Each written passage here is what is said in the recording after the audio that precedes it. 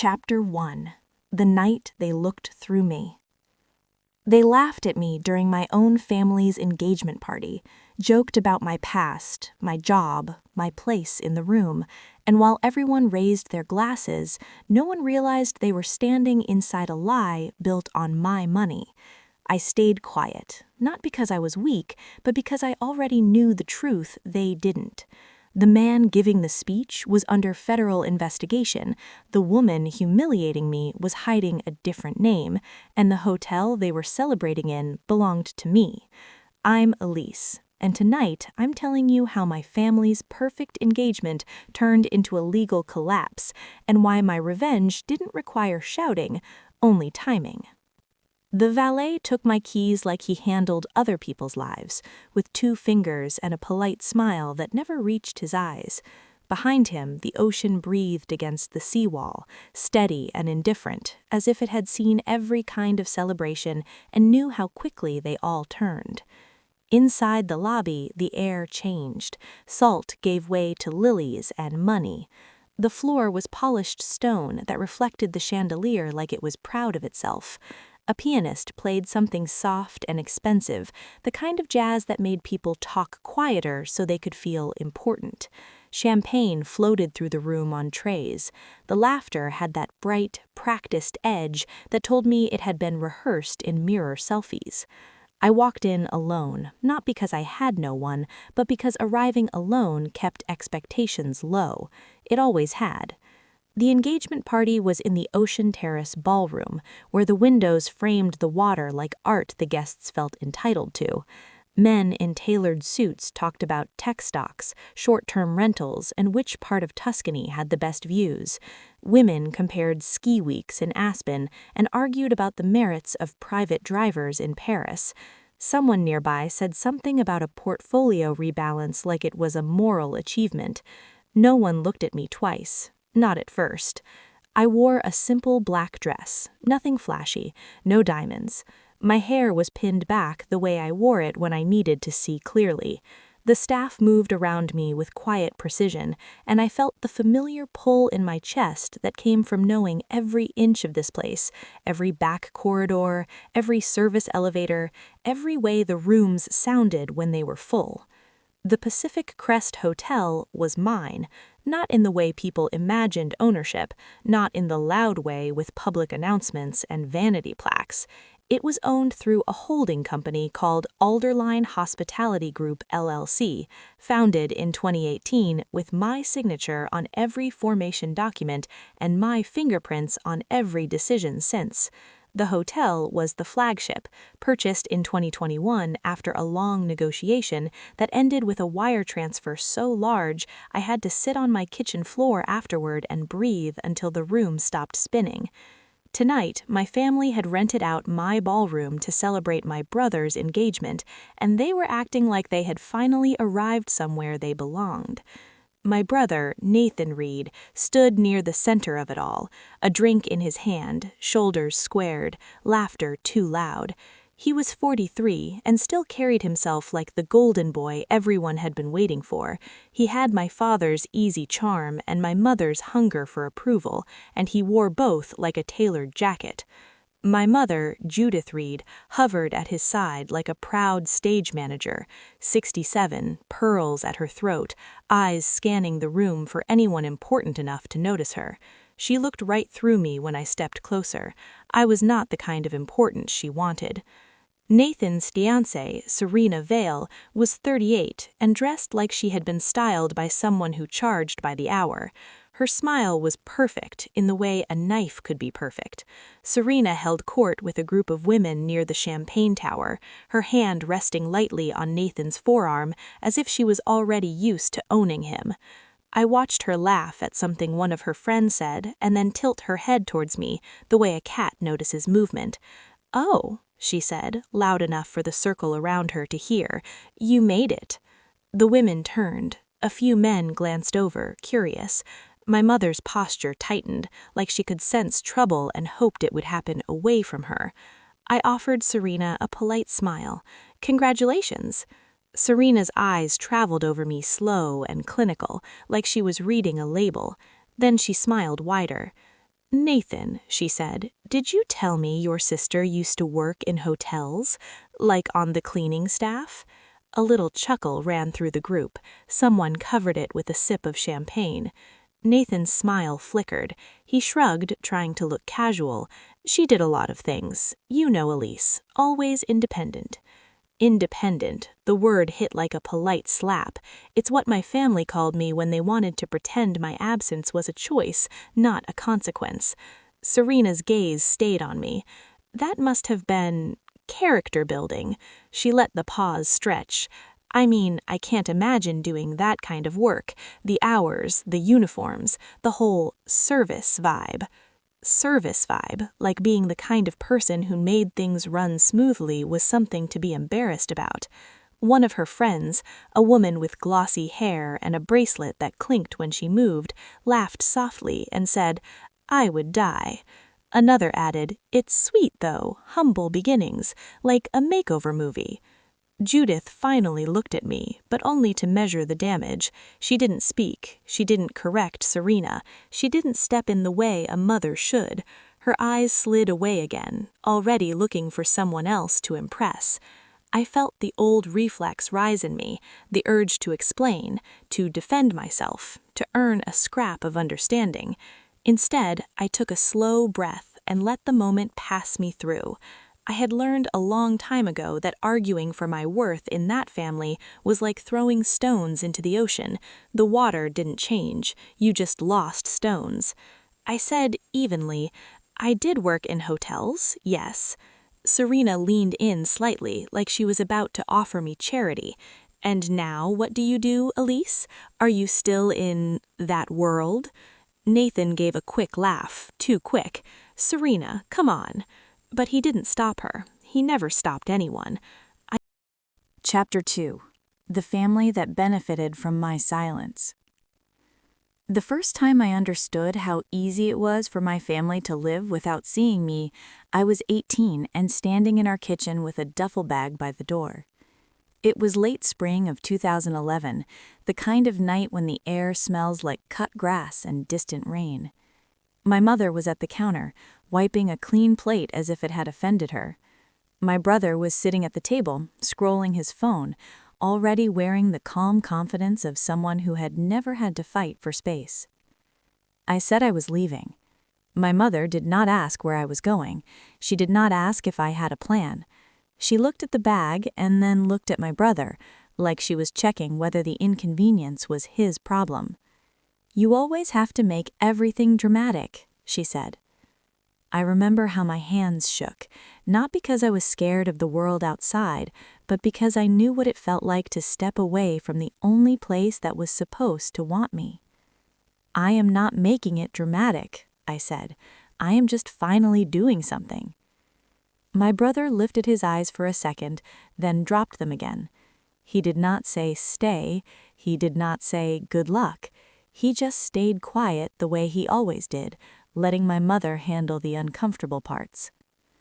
My mother put the plate down with a little clack and leaned on the counter. Her face was set in that expression she saved for me, the one that made my thoughts feel childish before I even said them.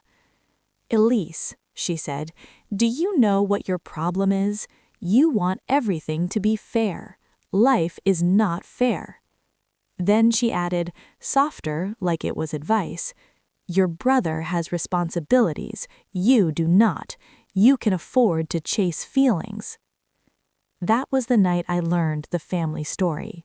He was the one with weight on his shoulders. I was the one with noise in my head. He was the one they would protect. I was the one they could lose and still sleep. I walked out with $200 I had saved from odd jobs and tips, and I did not look back because I was afraid if I did, I would see how little it mattered. The first hotel that hired me was a tired place off the highway outside Sacramento. The lobby carpet was stained, and the elevator smelled like fried food. The manager barely looked up when she handed me a uniform. "Housekeeping," she said. "Start tomorrow at 7." I thought about my mother calling it service vibe, and I almost laughed, except there was nothing funny about how my life began with cleaning up after strangers and ended up with my family treating me like the stranger. Back then, I did not want revenge. I wanted stability. I wanted to stop feeling like I was begging for permission to exist.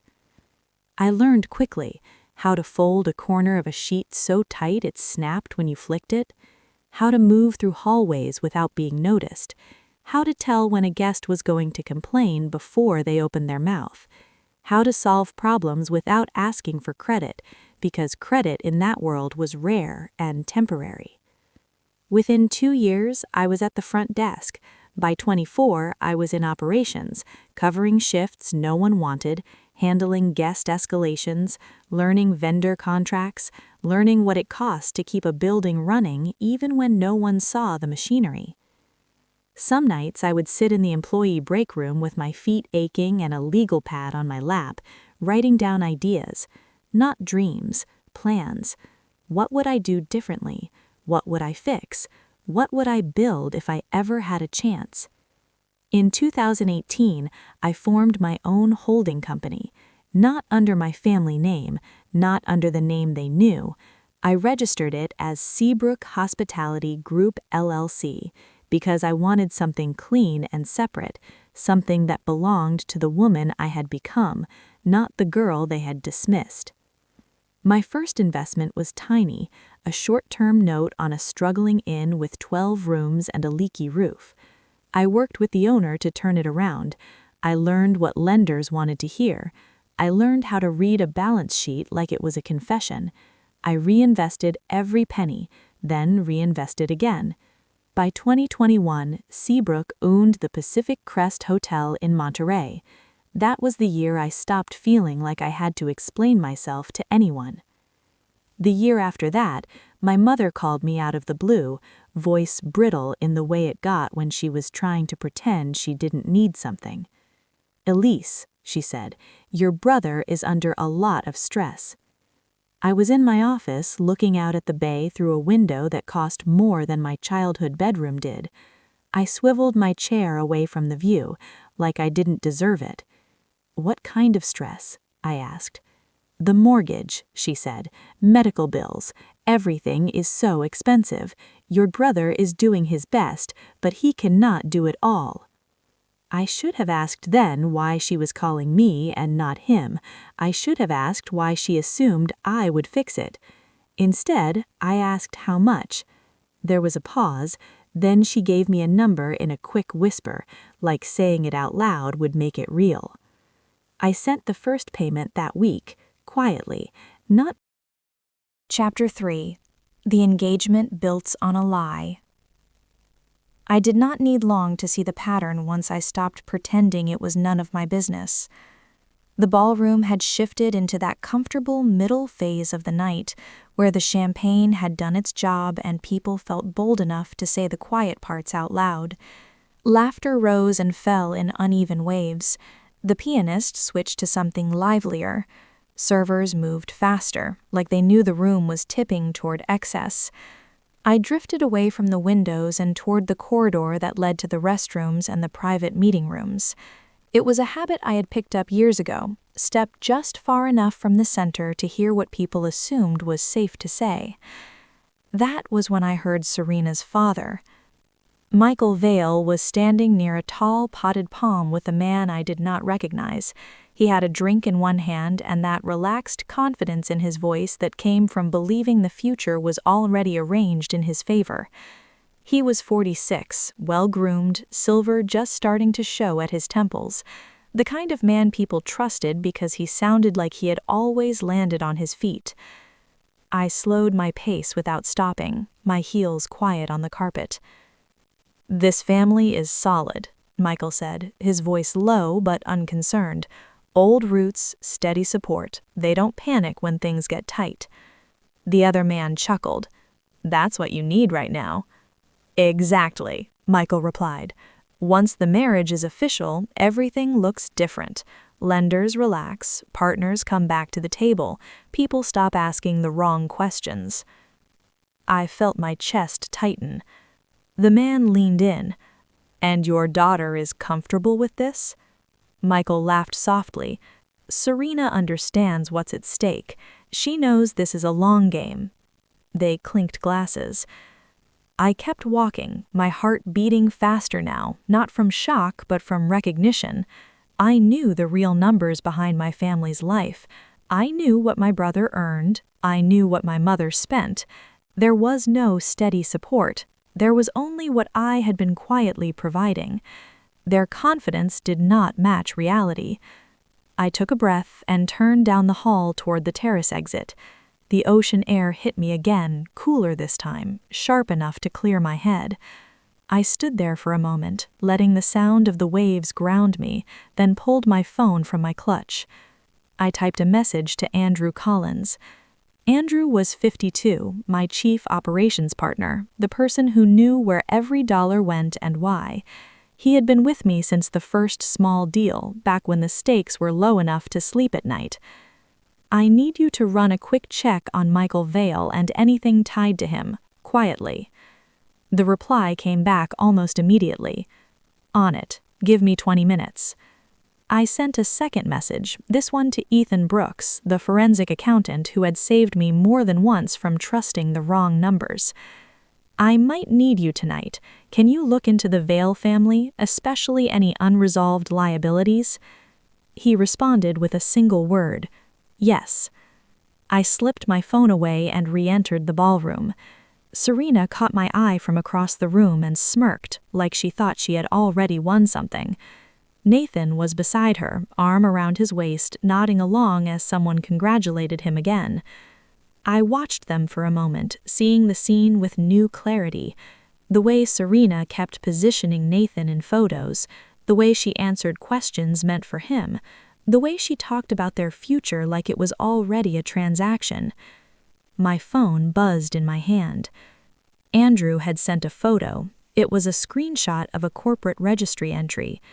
Michael Vale had 3 companies dissolved in the last 6 years. Another message followed. 2 of them ended with pending creditor actions, 1 flagged for irregular transfers. My pulse picked up. Ethan followed soon after. "Found something interesting. Serena Vale was not always Serena Vale. She changed her last name 7 years ago. Before that, she was listed under a different surname in 2 civil cases tied to her father's businesses." I felt a chill that had nothing to do with the ocean breeze. I moved toward the bar and ordered a club soda, needing something cold and ordinary in my hand. The bartender nodded and slid the glass toward me. As I lifted it, Andrew called. I ran deeper, his voice steady.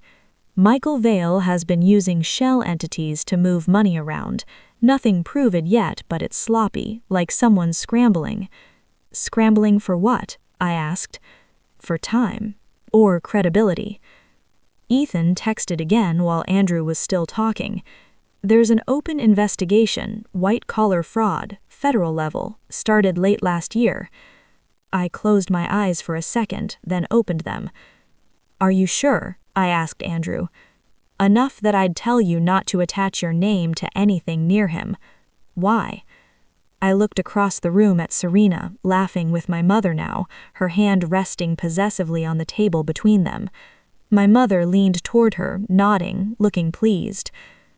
"Because my family is about to," I said. Andrew was quiet for a beat. "Elise, if this is what I think it is, you need to be careful." "I know. Just stay with me." I ended the call and felt my phone vibrate again, this time with a number I did not have saved.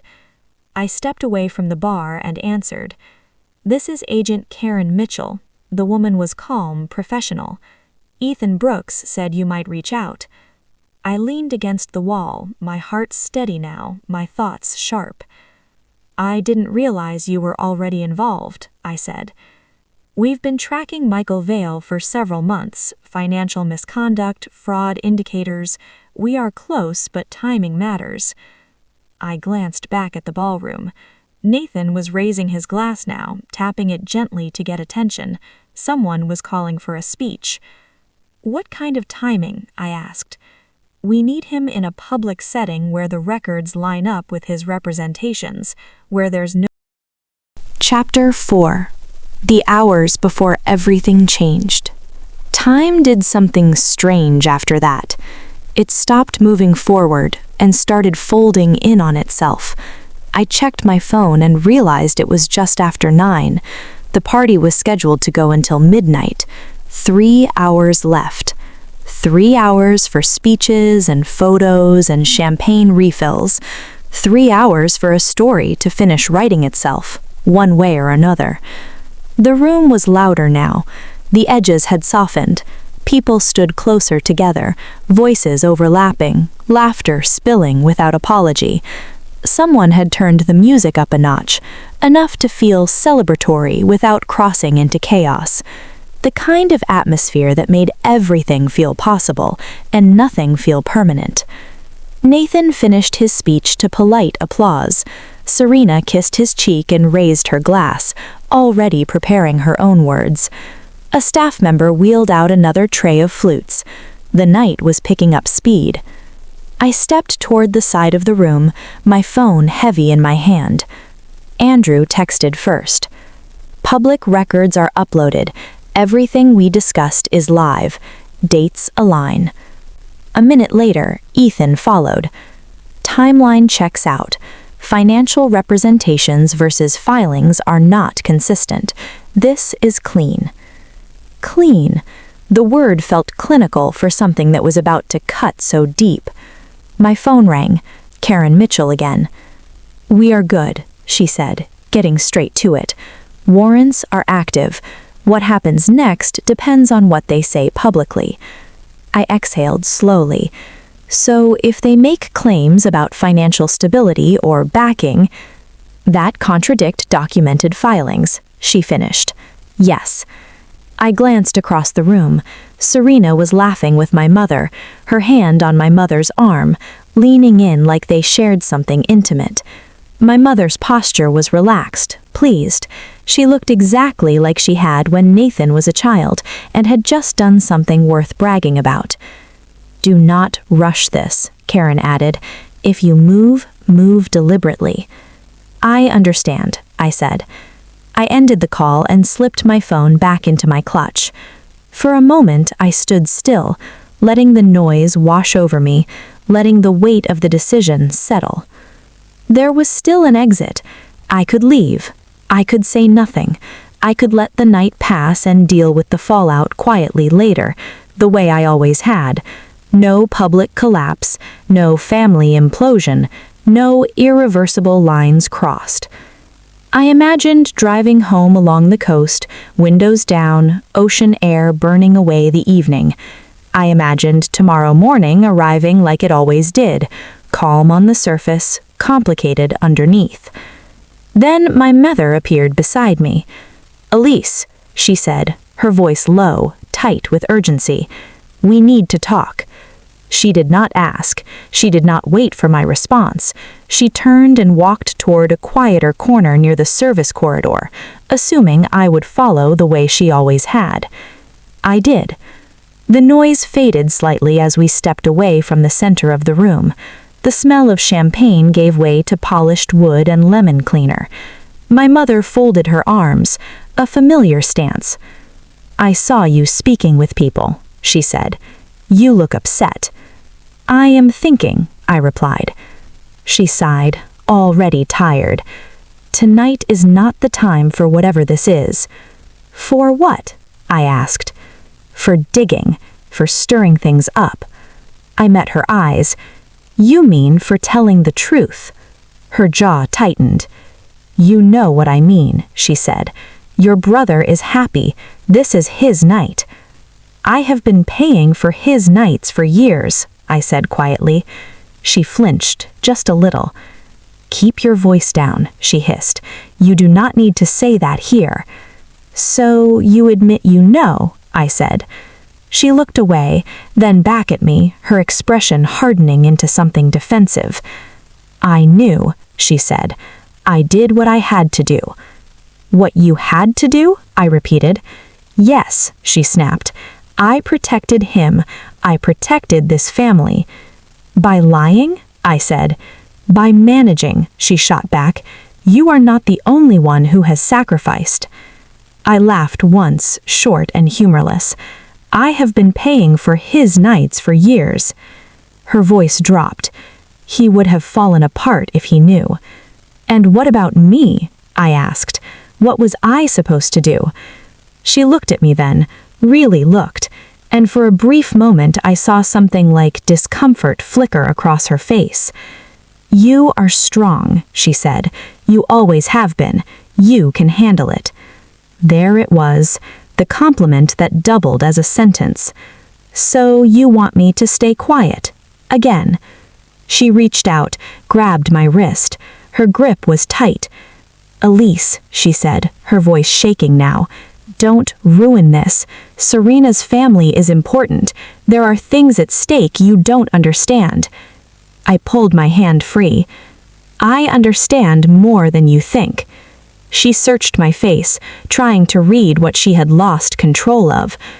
You have no idea how bad this could get. People will talk. Your brother will be humiliated. And I have been what? Invisible? She pressed her lips together. Please. The word landed heavier than any argument, not because it convinced me, but because it confirmed everything I already knew. She was not asking me to do the right thing. She was asking me to preserve an image. I'm not trying to hurt him, but I'm done helping you lie. Her eyes widened slightly. What are you planning? I did not answer. I stepped past her and back into the room. The party was in full swing now. Serena had taken the microphone, her voice bright and confident. This night is about family, she said, smiling at my mother. About stability, about building something solid together. I felt a strange calm settle over me. The choice was no longer theoretical, it was happening in real time. Chapter 5. Karma in Plain Sight. Silence settled over the room like a held breath. Michael Vale stepped up to the microphone with the ease of a man who believed the night belonged to him.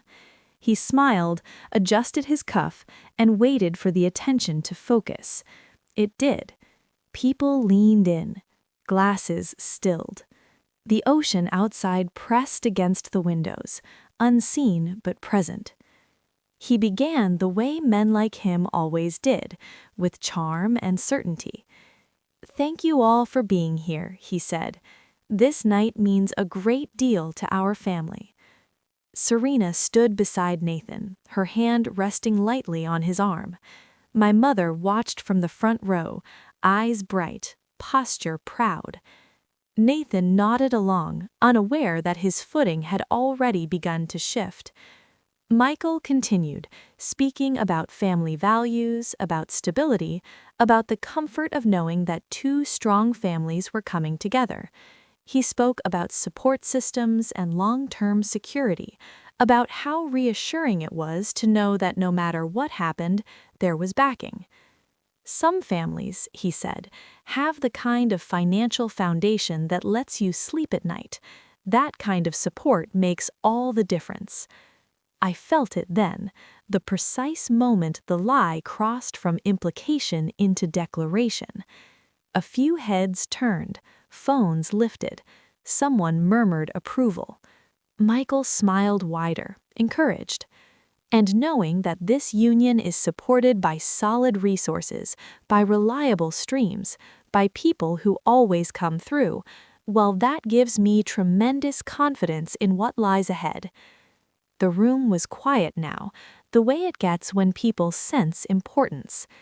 That was when the shift happened. It was not dramatic. There was no announcement, no interruption, just a subtle change in the air as several people near the back straightened, eyes scanning, hands moving to phones and earpieces. Michael kept speaking, unaware.